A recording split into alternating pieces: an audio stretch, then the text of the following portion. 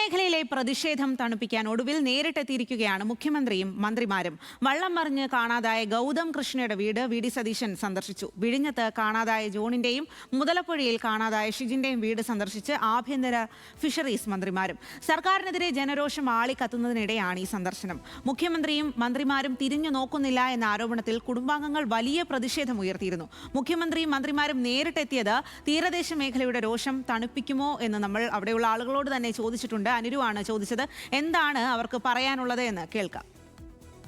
വിഴിഞ്ഞത്തും മുതലപ്പുഴയിലും നീണ്ടകരയിലും മത്സ്യബന്ധന ബോട്ട് മറിഞ്ഞ് മത്സ്യത്തൊഴിലാളികളെ കാണാതായിട്ട് ഇന്ന് 11 ദിവസം. രക്ഷാപ്രവർത്തനം ഏകോപിപ്പിക്കുന്നതിൽ സർക്കാർ പരാജയപ്പെട്ടെന്ന് പ്രതിപക്ഷവും മത്സ്യത്തൊഴിലാളികളും ആരോപിക്കുമ്പോഴാണ് ഈ ദിവസം മുഖ്യമന്ത്രിയും മന്ത്രിമാരും ആശ്വാസവാക്കുകളുമായി തീരദേശത്തേക്ക് എത്തിയത്.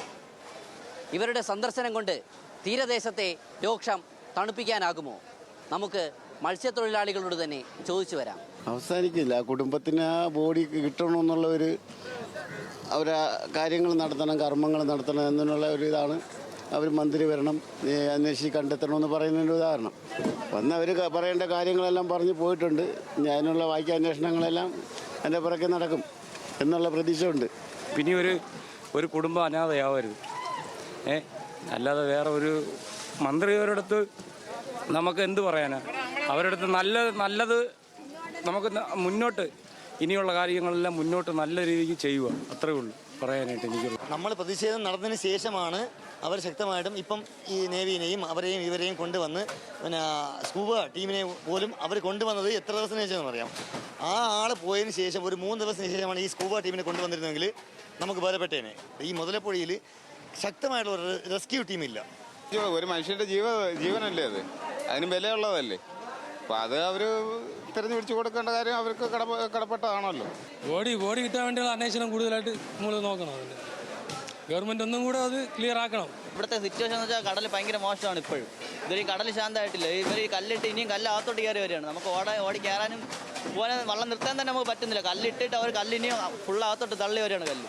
ഇവർ കല്ലിടുന്ന മൊത്തം തെറ്റായിട്ടാണ് ഇടുന്നത്. ഇവരിനി നമ്മളെ കൊല്ലാൻ വേണ്ടിയിട്ടാണ് ഇവിടെ എന്തെങ്കിലും ചെയ്യുന്നത്. നമുക്ക് ഇനിയും മത്സ്യത്തൊഴിലാളി ഇവിടെ ചാവും, അത് വേറെ കാര്യം. ആര് വന്നിരുന്നാലും പ്രശ്നം തീരൂല. എൻ്റെ അണ്ണ തന്നേ വെക്കൂ. അത് കിട്ടണവരെ പ്രശ്നമാണത്. അത് കിട്ടാതെ നമുക്ക് അതിനുള്ള കർമ്മങ്ങൾ ചെയ്യാൻ പറ്റൂലല്ലേ.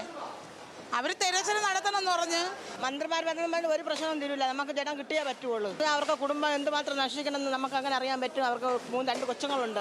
അവരെങ്ങനെ ജീവിക്കാൻ വേണ്ടി പോയതല്ലേ അവർ. മുഖ്യമന്ത്രിയും മന്ത്രിമാരും തീരദേശത്തെത്തി ആശ്വാസവാക്കുകൾ പറഞ്ഞതുകൊണ്ട് മാത്രം പ്രശ്നങ്ങൾ തീരില്ല എന്നുള്ളതാണ് മത്സ്യത്തൊഴിലാളികൾ ചൂണ്ടിക്കാണിക്കുന്നത്. സർക്കാർ നൽകിയ ഉറപ്പുകൾ പാലിക്കപ്പെടണം. കാണാതായ 3 പേരെയും കണ്ടെത്തി തീരത്തെത്തിക്കണം. അതുപോലെ തന്നെ മുതലപ്പുഴയിൽ ഇനിയൊരു മരണവും അശാസ്ത്രീയ നിർമ്മാണം കൊണ്ട് ഉണ്ടാകരുതെന്നുള്ള ഉറപ്പും സർക്കാരിൽ നിന്ന് ലഭിക്കണമെന്നുള്ളതാണ് മത്സ്യത്തൊഴിലാളികളുടെ ആവശ്യം. അതുവരെ അവരുടെ പോരാട്ടം തുടരും. ക്യാമറമാൻ രതീഷ് കട്ടേലയ്ക്കൊപ്പം അനുരു അശോകൻ, ന്യൂസ് മലയാളം, തിരുവനന്തപുരം.